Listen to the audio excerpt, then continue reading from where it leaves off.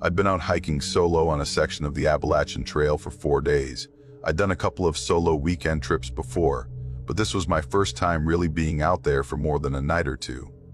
I picked a quieter stretch that cut through a remote part of western North Carolina, mostly wooded, not many big views, but less crowded.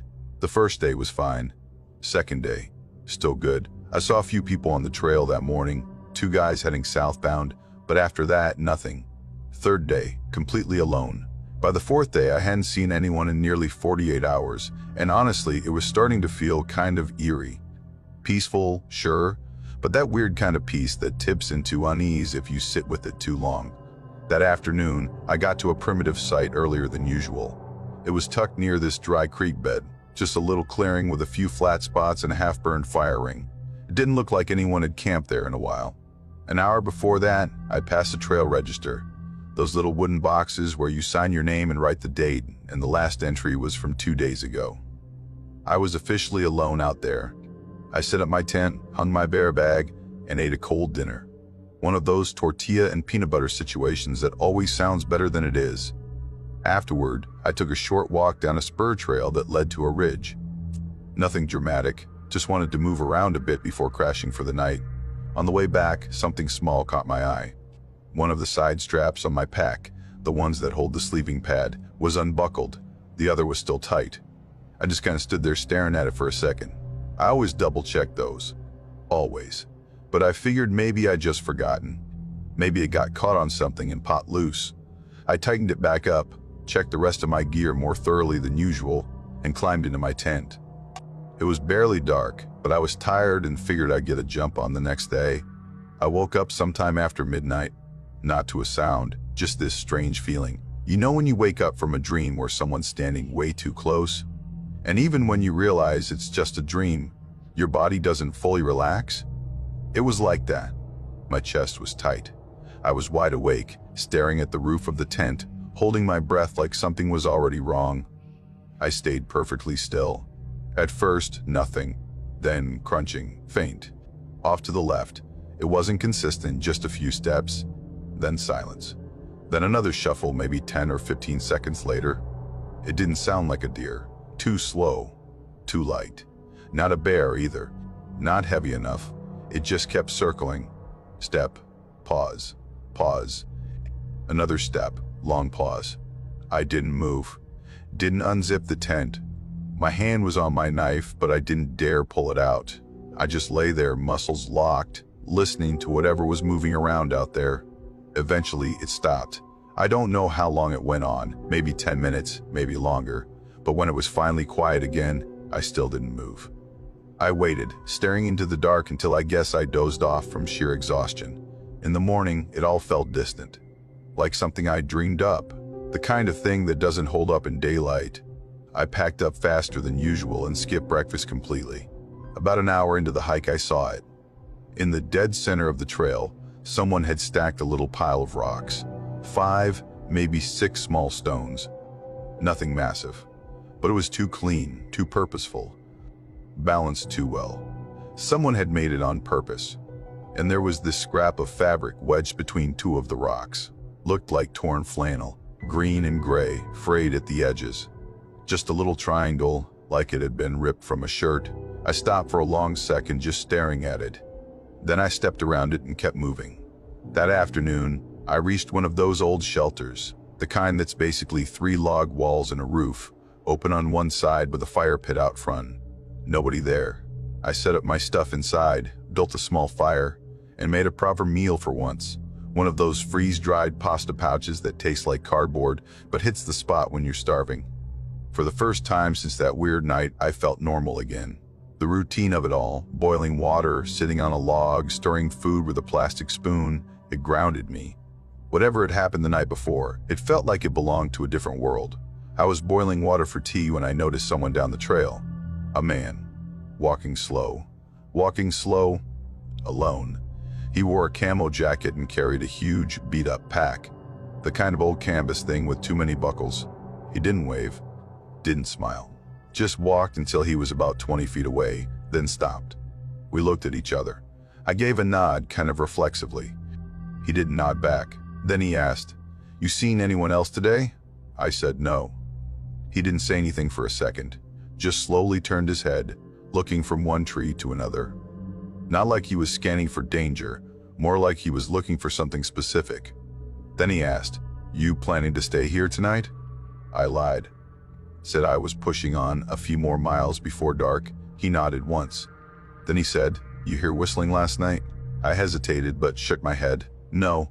He looked back down the trail, kind of squinted at something, then said, "Don't answer if you do." And then he walked away. I waited until he was completely out of sight. Then I packed everything, didn't even finish my tea. I moved fast, didn't run, but close. I hiked maybe 6 miles before the light started to go. Found a little flat patch just off trail, tucked under thick pine. No fire, no light. I didn't even unzip my pack, just crawled into my bivy sack fully dressed and lay there, heart still pounding. Just after 2 in the morning, it started. Whistling, one long note. Not a song, just a slow rise in pitch. Then silence. A few minutes later, again. Closer, then again, but farther away. It went on like that for almost an hour. Same tone, same weird timing, never overlapping.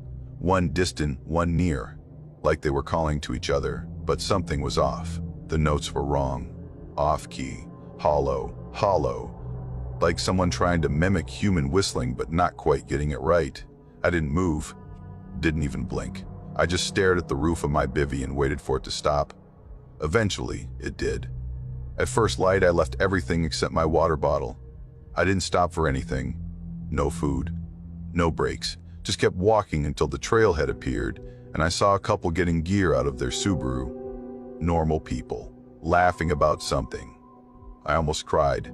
At the next ranger station, I told them what happened. They asked for details, description, location. I gave them what I could, but it didn't amount to much. Just a man in camo. Just strange sounds at night. Just a lingering feeling that something out there wasn't right. They took notes, but nothing came of it.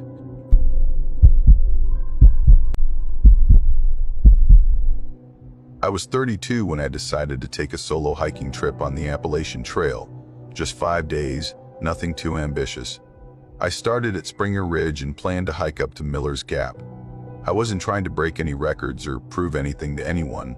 I just quit my job the week before, and I needed some space to think away from emails, phone screens, and people asking what I was going to do next.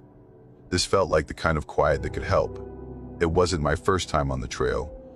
I'd hiked sections of it a couple of times before. I knew the terrain, had all the gear I needed, and I prepped like I was going to war.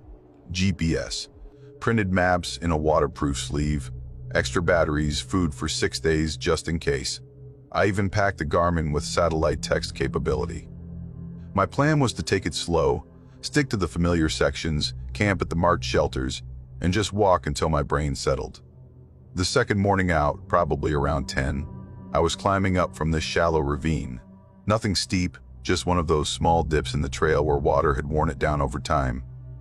That's when I saw someone standing up ahead. At first, I thought he was just resting, maybe checking a blister or waiting for a buddy to catch up. But he wasn't moving. He wasn't stretching or shifting his weight or doing anything at all. He just stood there facing straight down the trail, about 100 feet ahead. I slowed down a bit, figuring I'd announce myself so I didn't startle him. But even as I got closer, he didn't glance back. He didn't move at all. It was like he hadn't even heard me coming. The first thing that struck me, besides the fact that he was still as a statue, was what he was wearing. Thick, long-sleeve flannel shirt and jeans. That alone was weird. It was early October and not freezing by any means. Most hikers were in layered synthetics or at least breathable fabrics. This guy looked like he just wandered out of a truck stop. But what really made my stomach do a little flip was what he didn't have. No backpack, no hydration pack, no hat, no map, nothing clipped to his belt, not even a visible phone. Just him, standing like he'd forgotten what he was doing. I called out, casual and friendly, "Hey man, nothing." He didn't turn around. I got closer, probably 15 feet away now. "You good?" That finally got a response. He turned, but real slow, like every part of the motion needed to remember what it was doing. His head moved first, then his shoulders, like a machine waking up. When he looked at me, I didn't see confusion or fear. I saw something way more unsettling, like he was pretending to know how to make a neutral face. There was tension behind his eyes, like a glitch trying to iron itself out. His mouth twitched a little, like he wanted to speak but wasn't sure if he had permission. "You need help?" I asked. He blinked, not quick, like a slow reset. Then he looked right past me, not at me, through me, way down the trail, back the direction I'd come from. And then he said, real calm and flat, "I don't know where I'm supposed to be." It wasn't the words themselves that were strange. It was how empty they sounded. No panic, no context. Just that sentence, like he memorized it phonetically. I tried to roll with it. "Where'd you come from?" He just shook his head slowly and said, "Not from here." That stopped me cold. I pulled out my map. "You sure? We can check together. You might just be turned around." But he didn't even glance at the map. His eyes stayed on my pack, then flicked back to my face. He tilted his head slightly. Then he asked, "You haven't seen another version of me, have you?" I half laughed. "Nope, just you so far." He looked hurt, genuinely disappointed. His jaw tightened like I'd confirmed something he didn't want to believe. He paused, like he was working through a decision. Then he asked, "Would you keep walking if you were me?" I didn't know what to say. My brain was trying to map this into something rational. Maybe he was dehydrated, or mentally unwell, or sleep-deprived. But then I noticed his hands. His arms hung stiff at his sides, but his fingers were curled slightly, like he was gripping something invisible. The dirt under his nails was black and packed deep, like it had been there a long time. Not fresh trail dust. It looked like the kind of soil you find around thick roots, the kind you have to claw through. That's when I got a real physical urge to put some distance between us. I took a small step back. "Look, there's a ranger station about 2 miles ahead. If you walk with me, we can figure things out." He didn't move, didn't say anything, just watched. So I turned and started walking. I checked behind me every few seconds. He didn't follow. I kept going, fast. My legs were moving on autopilot, but the back of my neck felt like it had static running across it. About 20 minutes later, I got that tight, crawling sensation in my spine. The one you get when someone's walking behind you, even when you don't hear a sound. The woods were dead quiet. No rustling, no birds. 3 times I looked back, nothing. Then I hit a switchback where the trail curves along a ridge, and I saw movement in my peripheral vision. About 50 yards back, just at the tree line, stood someone. Same build, same shirt, same frozen posture. But I never heard a single footstep. I didn't wait. I started moving faster. Not quite running, but close. My pulse was thudding in my ears by the time I reached the next trail shelter. There were 2 hikers there, maybe a couple in their late 50s, finishing lunch on a bench. I sat with them like nothing was wrong. Made some light conversation. Didn't say a word about what I'd seen.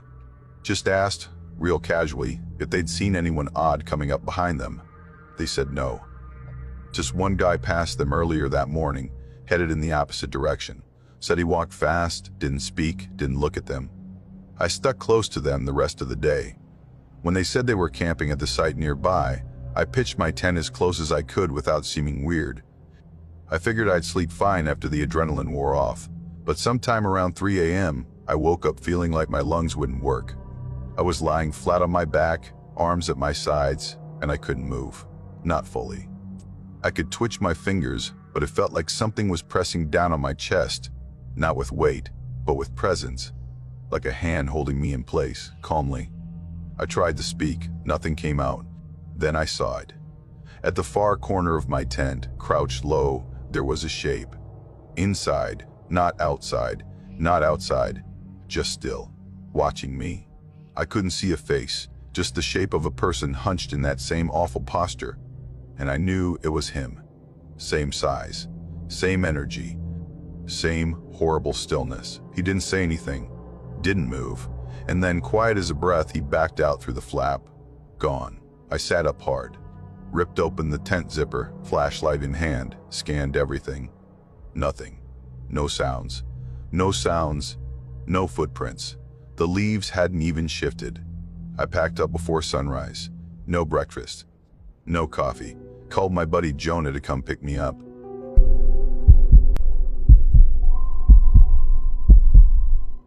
A few years ago, I joined my cousin Lennox for a short section of the Appalachian Trail. 4 days, 3 nights. He'd been planning the route for a while, starting just past Rowan Mountain, heading south on a quieter stretch. Honestly, I didn't ask too many questions. I just quit a job that made me miserable and pulled out of a relationship that had turned into more of a chore than a connection. So when Lennox reached out, I jumped on it. A few days off the grid sounded perfect. Lennox and I weren't exactly close. We grew up seeing each other on holidays and stuff, but we weren't tight. Still, I trusted him. He knew what he was doing out there. He was one of those people who thrived outdoors, owned all the gear, read trail maps for fun, packed like he was preparing for a tactical operation. I figured he'd handle logistics, and I'd just walk and clear my head. The first day was uneventful in the best way. The kind of quiet where you actually notice how loud your own thoughts are. We passed maybe 3 people the entire afternoon, all heading the opposite direction. A couple of nods, quick how's it going, and that was it. By sunset, we'd already crossed the state line and were well past any of the usual shelter points. That was the idea. Lennox wanted to take a less traffic section to avoid the crowds. Worked a little too well in hindsight. He found this little clearing off the side of a rocky bend, maybe 30 yards from the main trail, hidden behind a wall of rhododendron that made it nearly invisible unless you were looking for it. The spot was quiet, level, and just big enough for a tent and a fire.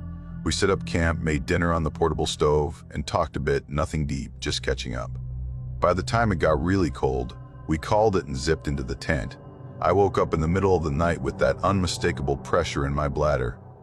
You know how it is. You try to ignore it, but eventually your body wins. I didn't check the time, but it had to be somewhere around 2 or 3. The fire had burned out and the woods were dead silent. Not even the usual hum of insects. I unzipped the tent and stepped out with my flashlight. Kept the beam low so I wouldn't blind myself. The light barely made it past the brush, but I wasn't going far. Took a few steps out, handled what I needed to, and turned back toward the tent. That's when I saw it.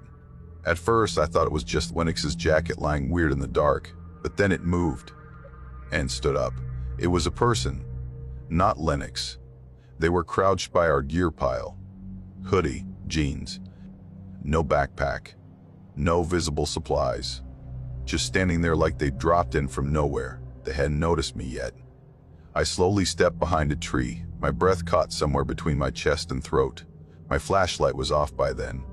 I didn't want to draw any more attention. The person wasn't stealing anything. They weren't even digging through our stuff, just touching it, methodical, one item at a time. They picked up a utensil, turned it in their hand, then put it back down, lifted one of Lennox's boots, examined the sole, then placed it carefully back where it had been. Then they turned toward the tent. I could feel my pulse hammering in my ears. I wanted to call out, to yell for Lennox, but I couldn't. The person walked quietly to the tent, crouched beside it, and just rested a hand on the side, not doing anything. Just touching it, breathing, and then they got up, walked away, not off into the forest. Back onto the trail, deliberate, calm, like they were following a plan. I stayed behind that tree for what felt like forever. My legs were starting to go numb by the time I worked up the nerve to move. I bolted to the tent and shook Lennox awake. He thought I was joking at first, until we checked the dirt around our site. There were boot prints, just one set, long, narrow, and leading away toward the trail. They didn't match either of ours. No signs of a second person joining or leaving, just the one. Lennox got real quiet, grabbed his knife and started scanning the woods while I packed what I could.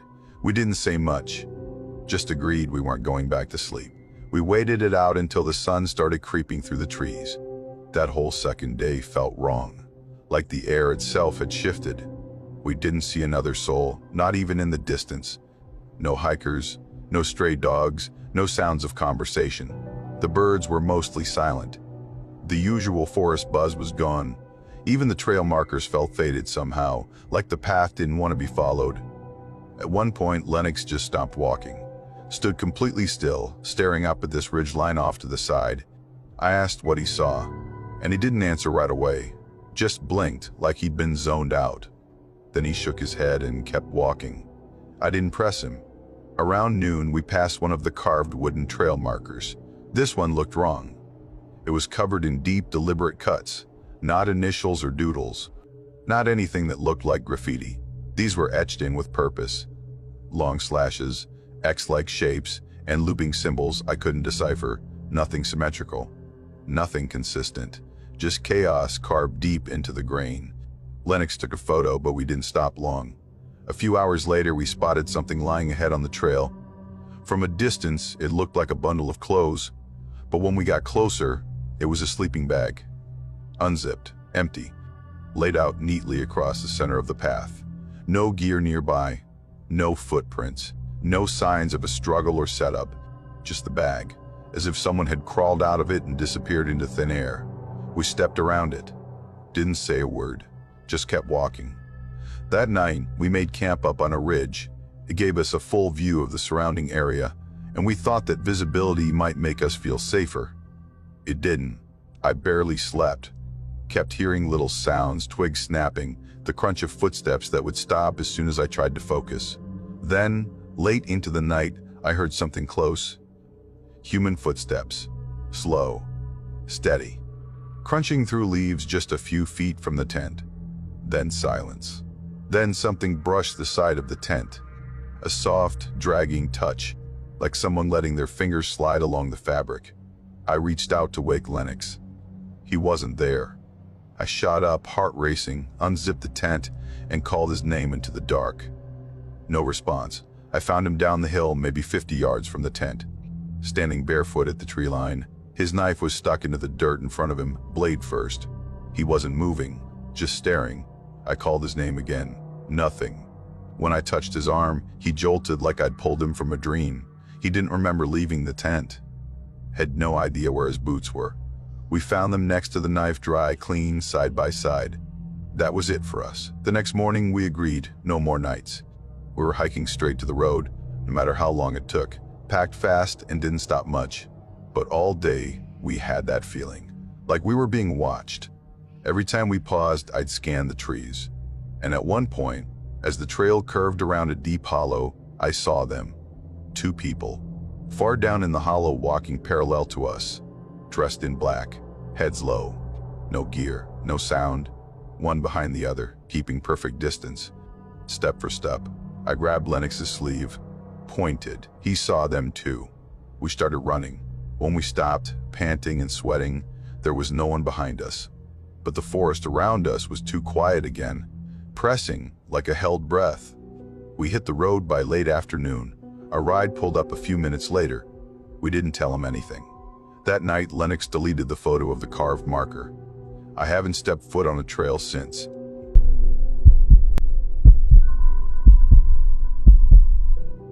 I just left the job I hated, burnout, office politics, all of it.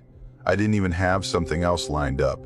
I just needed to get away from people, from noise, from my own damn phone. So I did what I always said I would. I packed a bag, bought a fresh pair of boots, and headed out to hike the Ridgewalk Trail. It cuts across the state line, winding through the hills and valleys north of Tanner's Gap. My plan was to go solo, make it to High Bluff in a few weeks, and just clear my head. I had everything mapped out, daily goals, food resupply points, emergency contacts. I even set up a routine where I'd leave a voice memo each night for my friend Ben, just so someone knew I was still alive. The first few days were nothing special. Tough on my knees, sure, and my sleeping pad was basically useless. But the trail was clean, the views were unreal, and I liked the solitude. I passed a few groups, mostly retirees, a couple of hardcore ultralight guys who barely acknowledged me, but I didn't mind the quiet. Honestly, I loved it. Just me, the trees, and a steady rhythm of footsteps. On the 6th morning, I unzipped my tent and saw something weird. My boots were right where I'd left them, but the laces had been tied together, tight, neat, like a joke someone would play at summer camp. It looked like a prank, but I hadn't seen another person in over 24 hours. The trail had been completely empty, and it hadn't rained or anything, so the ground was undisturbed. No prints, no scuffs, nothing but mine. I stood there staring for a while, then laughed it off. Told myself I must have done it half asleep the night before, just being stupid. Maybe I tripped over them and retied them without thinking. The brain gets fuzzy out there, you know. Hours of hiking alone gives your thoughts way too much space. Still, it left a weird feeling in my chest. That night, I picked a spot further off the trail, tucked behind some brush near a creek, out of view. I was trying not to be paranoid, but I didn't love the idea of waking up to tide laces again. I ate a quick cold dinner, recorded my memo, and zipped into my tent by sundown. Sometime after midnight, I woke up. It wasn't a sound that got me. No snapping branches, no footsteps. It was breathing. Not mine. Right outside the tent wall. Just slow, steady breathing. I didn't move. My body went stiff, like it was trying to disappear into the sleeping bag. I held my breath, counting seconds, trying to make sense of it. Maybe it was a deer, but no animal I've ever heard breathe like that, controlled, human-like. It went on for maybe a minute or two, then stopped, completely. When I finally worked up the nerve to peek out, there was nothing. No tracks. No movement. Just the usual dark trees and a bit of moonlight bouncing off the water. The only other weird thing was my food bag, still hanging, but maybe 6 inches lower than I'd left it. Like someone had pulled on it and let it go. The next day, I didn't mess around. I skipped my planned camp stop and powered through 15 extra miles to reach one of the shelters at Spruce Hollow. It's basically a wooden lean-to with 3 walls and a roof, but it felt like a castle after the night before. No one else was there, which was disappointing, but I stayed anyway.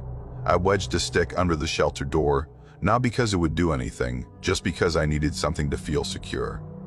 That night, nothing happened. In the morning, though, I noticed boot prints outside. Too big to be mine. Deeper tread. They walked right up to the shelter and stopped. No prints walking away. I took a photo and just kept going. What else was I going to do? That afternoon, I passed a man sitting on a downed tree near the edge of the trail. Older guy, probably in his 60s. Heavy-set, big forearms, thick gray beard that nearly touched his chest. He wore a sleeveless flannel and carried a leather pack that looked handmade, like real leather, old stitching, no brand tag. No water bottle, no trekking poles, no gear that made sense for the terrain. As I passed, he looked right at me and nodded. "Far from home," he said. His voice sounded like dry rocks scraping together. I gave him a nod but didn't slow down. Then he said, "You don't want to go over that ridge?" Too quiet past there. I didn't respond, just kept my pace steady until he was out of sight. That night, I didn't even cook. Found a small flat spot near a stream, pitched the tent fast, and crawled inside without turning on my headlamp. I lay there for hours, every little noise sounding like footsteps. Around 3 in the morning, there was a sound. A sharp snap like someone stepping on a branch, not an animal. Too deliberate. I sat up in the tent, barely breathing. Then it came again, the breathing, right against the nylon. Heavier this time. Close enough I could feel the fabric move. Then I heard a whisper. My name. Just my name. No sentence. Not a question. It was said like whoever was out there already knew me. Like they'd been saying it quietly for hours. And this time, I finally heard. I didn't move. Didn't speak. I stayed frozen in that spot until the sun came up. When I finally stepped outside, I saw that the fishing line perimeter I'd set with little bells had been sliced clean. Not torn, not tripped. Cut. The food bag was untouched again, but every zipper on my pack was open. Every compartment, every pocket, nothing missing, just opened. I packed up in under 10 minutes and started hiking south. I didn't even look back at the clearing. I'd already gone over 100 miles, but none of that mattered. I just wanted out. 2 days later, I reached a trailhead near Barkley Pass. A volunteer group had a tent set up handing out snacks and water. I must have looked like hell because a guy in a safety vest walked right over. "You all right, man?" I hesitated, then said, "I think someone's been following me." He gave me this long, unreadable look. Then he asked, "You see anyone out there?" Big guy, older, beard like mine but gray. I nodded. His expression didn't change. He just handed me a water bottle. "Keep heading down. Don't stop. And next time, don't camp alone." That night, I stayed in a motel 15 miles from the trail, left the lights on. Slept maybe an hour. At checkout the next morning, I walked out to the parking lot and stopped dead. Sitting on the center of my windshield was my trail log, the one I'd thought I lost on day 3. It had just vanished from my pack. I didn't even touch it. I got in the car, drove to Dalton, and didn't stop until I crossed the Ohio line.